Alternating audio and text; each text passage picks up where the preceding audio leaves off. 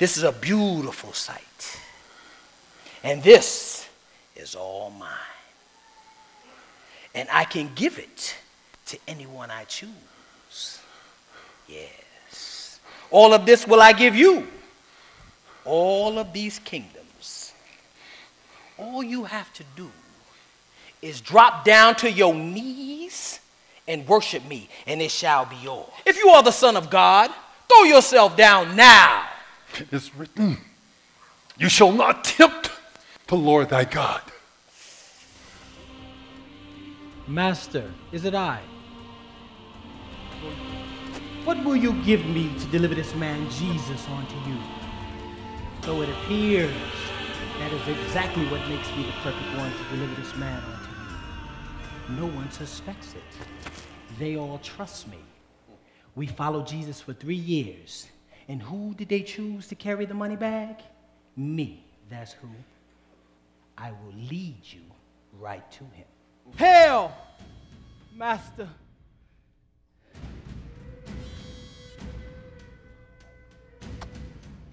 Get the demons off me. Get the demons off me.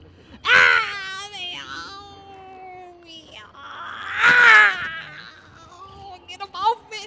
Oh,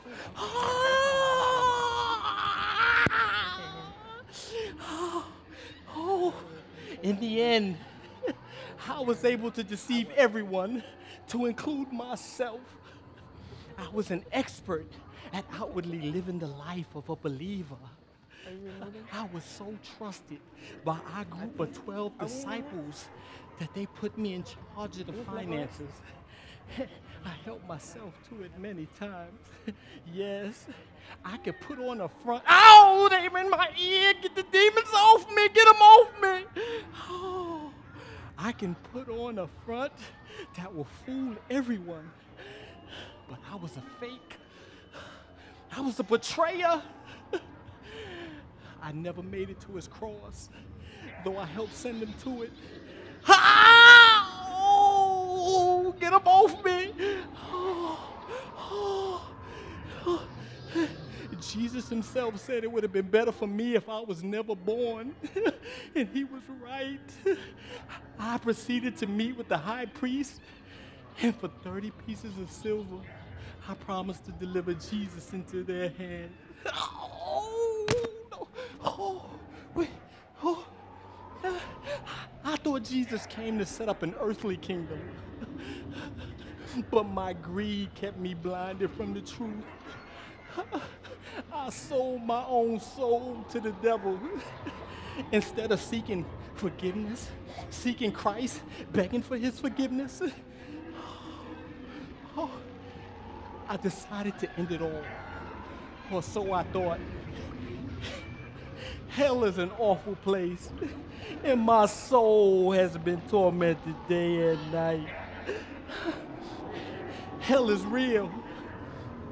I had a chance. I walked and talked face to face with the Son of God, yet I still ended up in judgment. Scripture says, the devils also believe who he is. Oh, you, come on now. Please stop, please stop. Oh, it is one thing to acknowledge him in your mind and also in your voice, but it's quite another to have him living in your heart. I fooled everyone but him.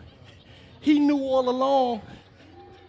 He told me at the Passover meal that he knew I would betray him. That's exactly what I did. He said I would betray him in the garden. I led a group of soldiers and religious leaders to the Garden of Gethsemane. I knew Jesus would be there, praying. Ow! Oh, let him off me, get him off me.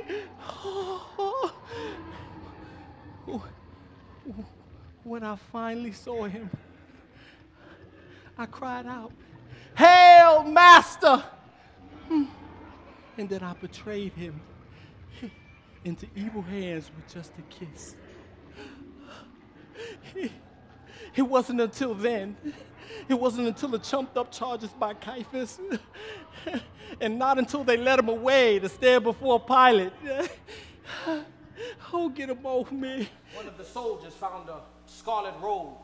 We took the robe and wrapped it around his shoulders and started clinging to his oozing wounds. We gave him a reed as a royal scepter. We even gave him a crown, only the crown was made of thorns. We took the reed and we used it to pound the sharp barbs into his brow. Then we took turns slapping his bloody, swollen face. We knelt before him in mock homage, deriding him with our taunts. Hail, King of the Jews! I knew he would never make it up the hill to Calvary from his exhaustion.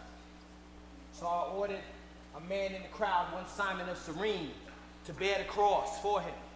Once on the hill called Calvary, the land of skull, I ordered that this man Jesus be stretched wide, laid upon the cross, and that nails be driven into his hands and his feet.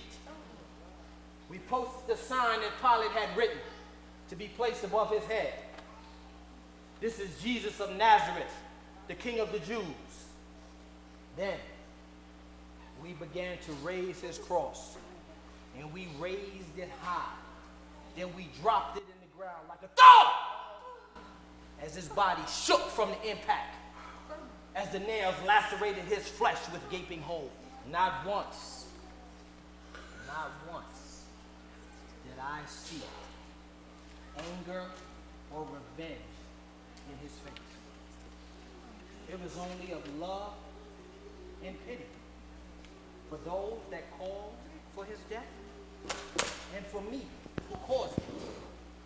He looked up to the heavens above and said, Father, forgive them, for they know not what they do. He shouted, some sort of supernatural power? It had to be a supernatural power. No man could have dealt the agony and abuse he had received and still survived. It was like he was at last a victor in the battle of righteousness. It is finished. When he added, Father, into thy hand I commend my spirit.